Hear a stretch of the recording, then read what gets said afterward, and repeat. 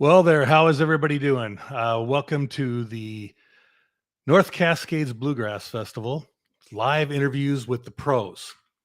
Our festival is held annually over Labor Day weekend. This year, the festival is just around the corner on August 31st through September 1st. And we have camping from Tuesday before Labor Day to Tuesday after. This year, we have something new coming on. We're pleased to announce our new one-day intensive mini academy by the Kruger brothers for banjo, guitar, and bass. This is a full day and an evening with lunch and dinner provided. That's a separate situation than from the actual festival. Our artists perform on Saturday and Sunday, and our camping is Tuesday before, like I said earlier, to Tuesday after. With highly requested Pro Jam is held Saturday, after the last artist performances at about 8:30, I believe. We're getting ready to put out that information. And you too can jam with the pros real quickly. It's 3 different locations. We scramble the bands so they try not to play with the people they play with all the time. And then you can come up and sign in to play a song or sign in to get a photo shoot with the pro. And it's just been really well requested each year. And so our band members love it, and so do our fans. So we're going to continue on that with that tradition. Today, we're privileged to have Steve and Jay McMahon with Roosevelt Road.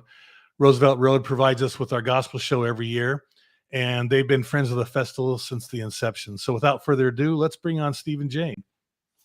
Hi, David. Hi, guys. How you doing? Good, good. How are you? Good. That Maybe music just take a real quick... bluegrass. Pardon? That music you opened up with, that wasn't bluegrass. I know.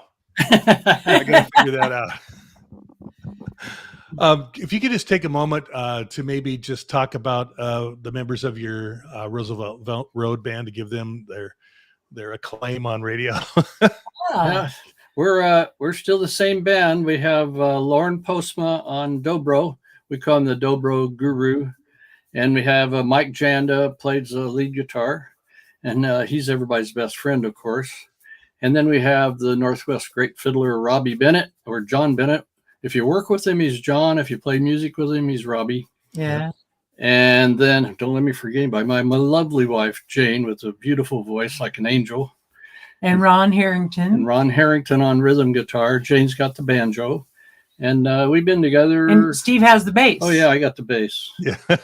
I got lots of bass. I was going to say it's basses. Yeah. And we have been playing as a band for about 10 years. Yeah. Caitlin joins us sometimes. Yes. Caitlin joins us when she can.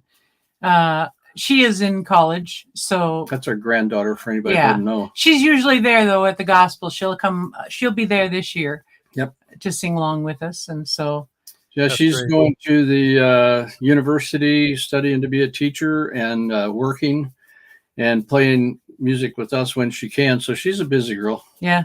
Isn't it amazing how time flies so fast? And just remembering she was a little girl just getting up there and you guys are teaching her how to play guitar and sing. And, Jane started teaching her when she was 7, and a couple weeks from now she'll be 20. Yeah. My goodness. Yeah, she's doing real good. She's becoming a better and better player. She's working on leads. She's anxious to come up too, and I'm hoping to get a chance to go to one of those workshops. Yeah, with the Krugers, with the Kruger brothers, because they are so incredibly good musicians. Yeah, Daniel and I were privileged to be able to go back to the Kruger Brothers Academy in North Carolina this year to kind of get an idea of how it worked, because we're having the one-day intensive with those guys.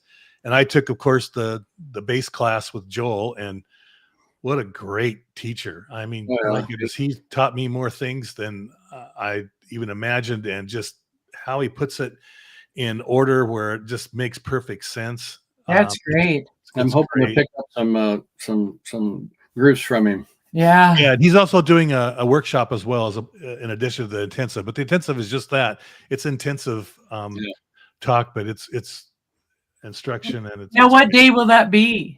It's going to be Friday, and you can sign up to get tickets for that on our website.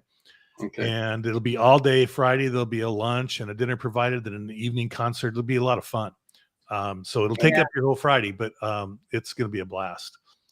So we're looking forward to it. And you guys remember Terry Alford? Do The Cherry- guy that ran the workshops, and Sharon used to be our volunteer coordinator. So, Oh, yeah, yes. yeah. so Terry's coming back from Tennessee to help us out with the one day intensive because him and Sharon are Good. pretty well versed in that kind of stuff. They put on shows at the IBMA and do the background work, so they're real familiar with Yeah. how that stuff works. And then Terry's agreed to help take lead on our workshops this year. So I'm really glad we got it all prepared for him. He just gets to show up and do his thing, which he does so well. So it's Yeah. pretty cool. Right on.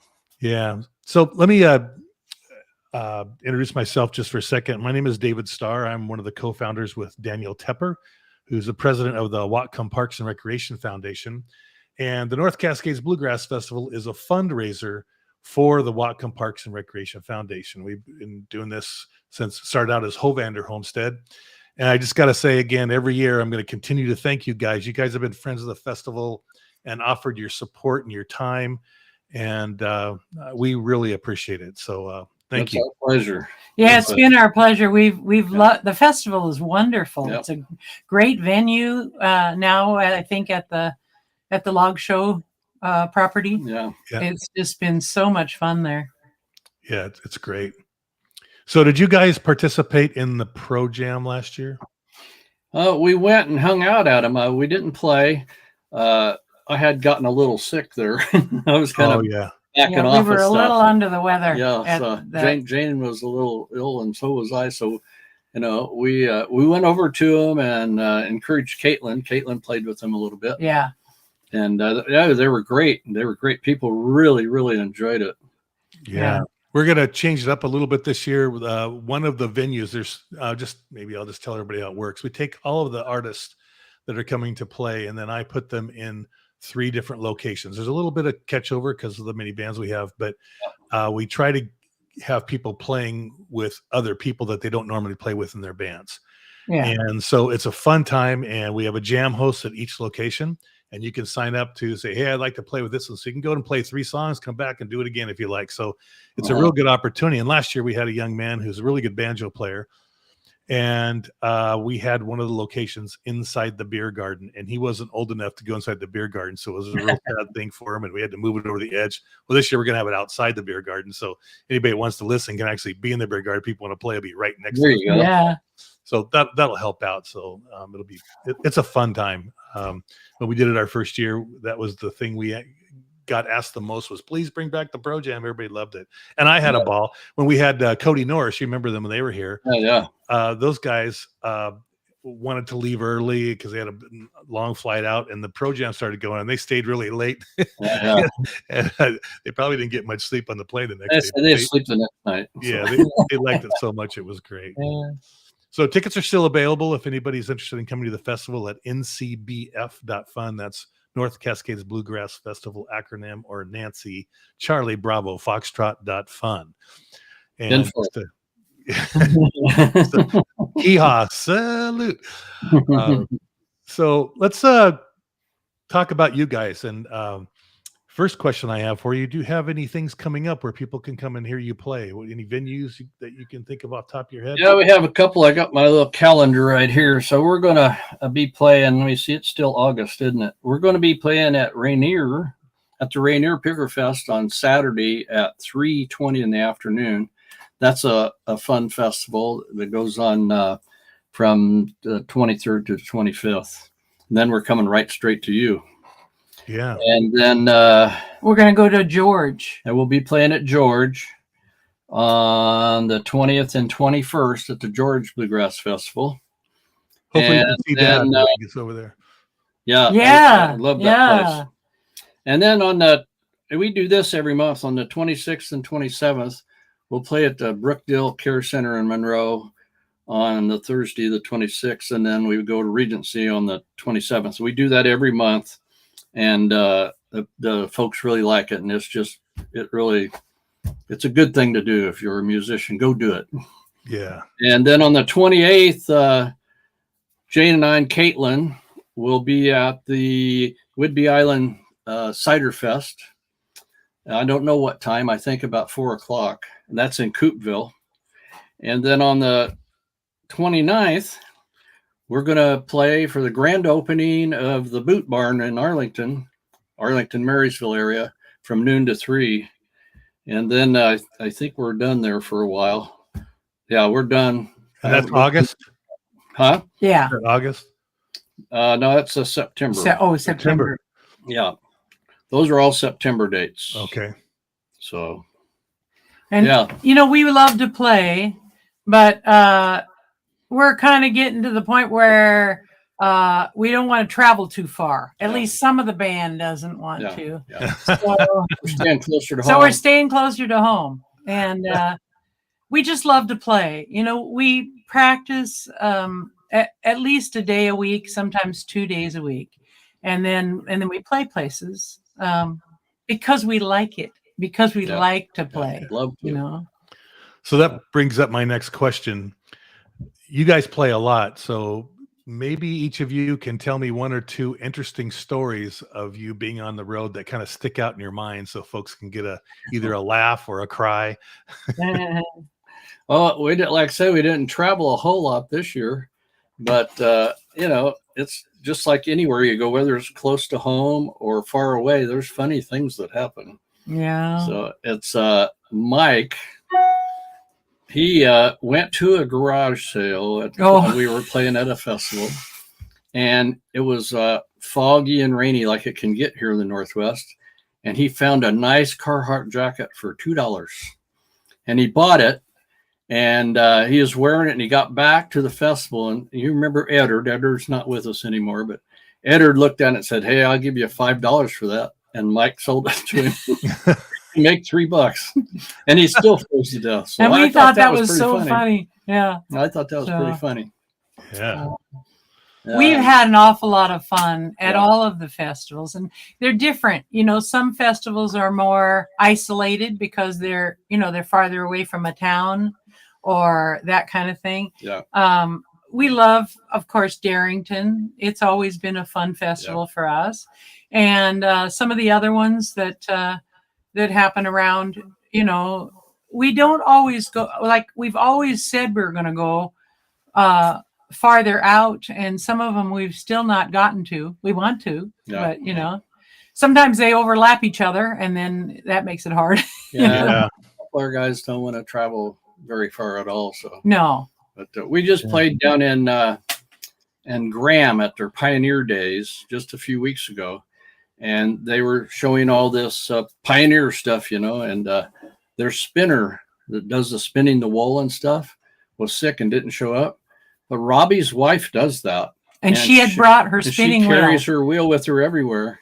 And she sat up and started spinning, and they just put her on display. And so she got to be part of the whole event, which was really fun. Yeah, it was kind of fun. So a question that I am always interested in, because Steve, I know you're buying stuff. So are there any new musical instrument or fun toys that you got that you can share with everybody? I've always got a new fun toy of some sort.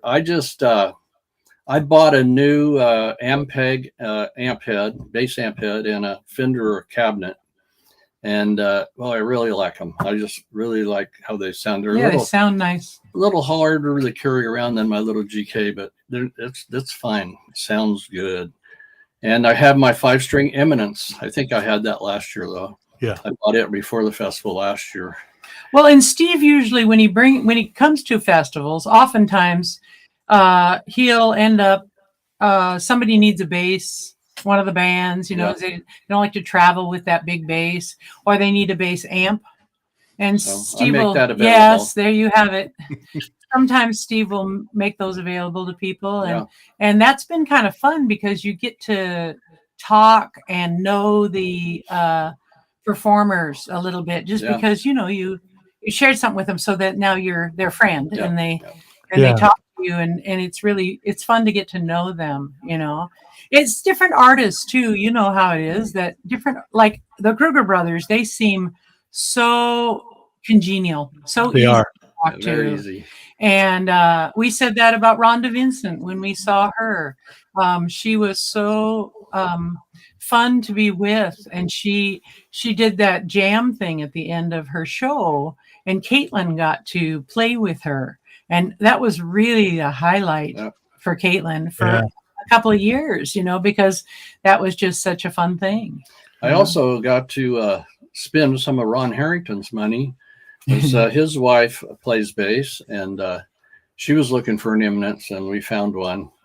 And so awesome. I got to push the button. Yeah. That's great.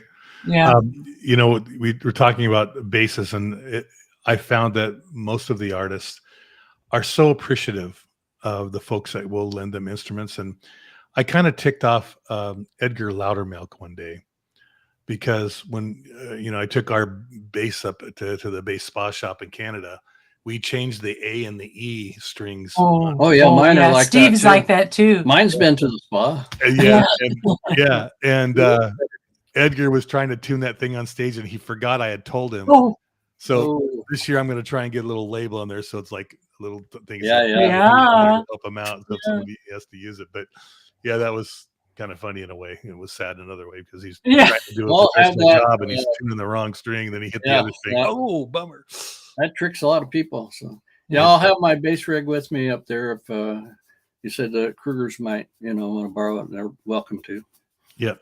So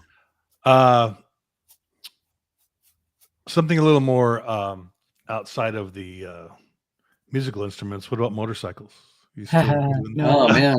Don't you be saying that. Yeah, I sold my last motorcycle. I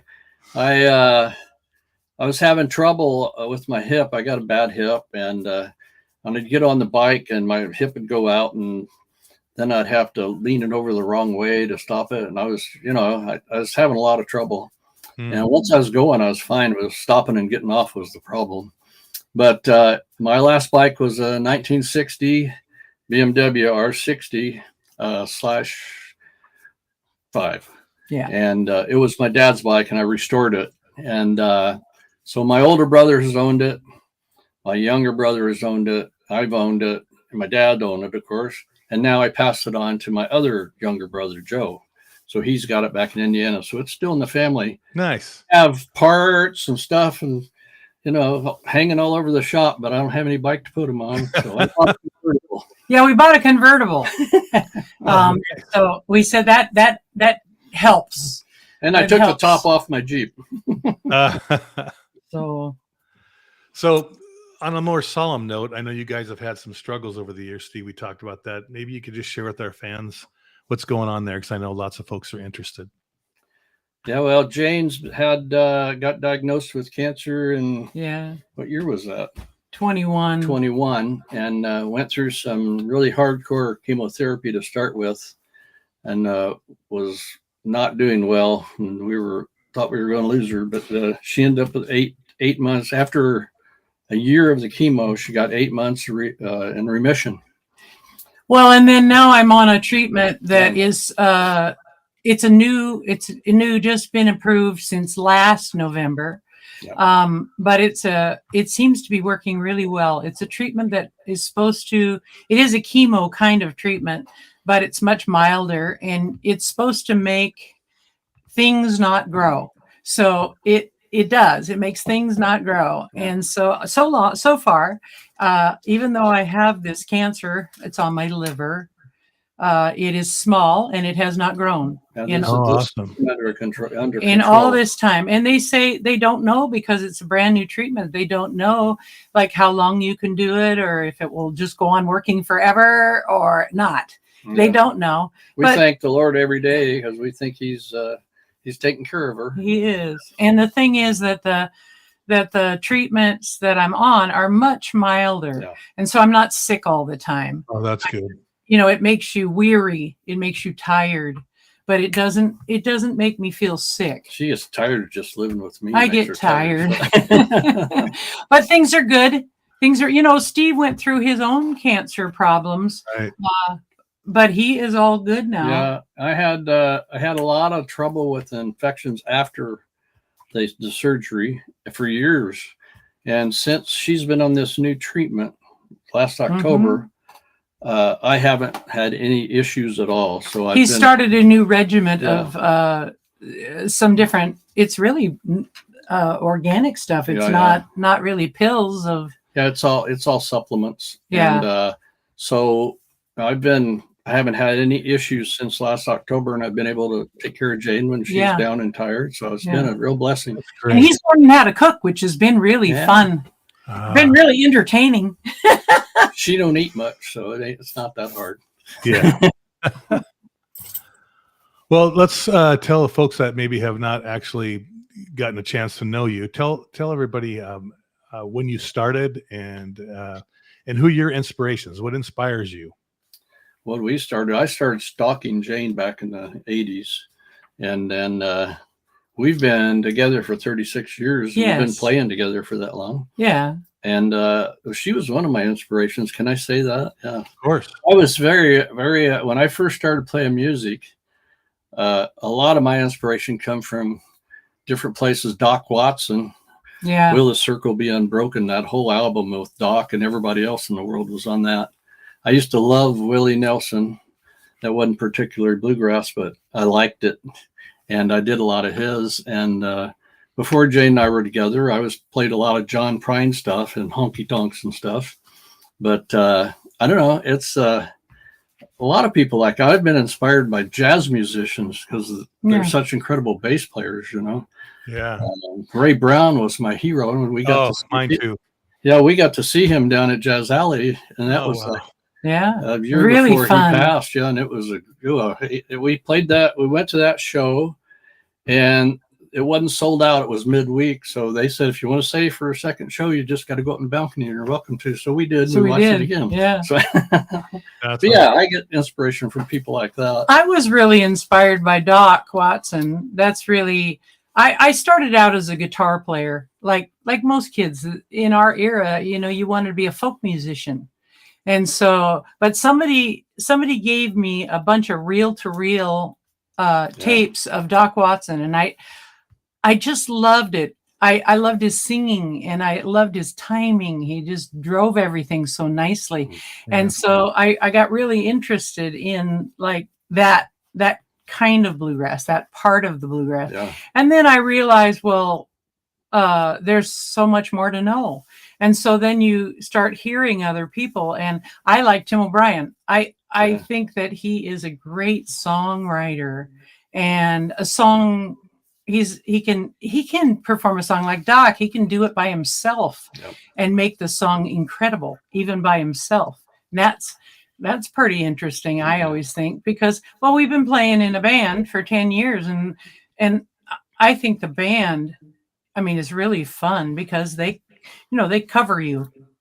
You play it together, and they, this person has a great break on this song. Of course, like Robbie. He's such an incredible fiddle player, and I don't think there's another fiddle player in the state that can compare to Robbie, in my opinion. And so we are opinionated. Yeah, we are. We are. But he really all you have to do holds things together. Okay, really good. If Jane's hands are not feeling like doing the roll on the banjo, all she has to do is look at Robbie, and he just takes. He'll just take my. Yeah. He can just do it, and Lauren is that way too. Yeah. The thing I was teased Lauren about. He has perfect pitch, and he can hear. You're at a rehearsal, and he can tell you that your B string is out of 10. Yeah. And he is an amazing musician in that way. He can always play a break. He can always play it good.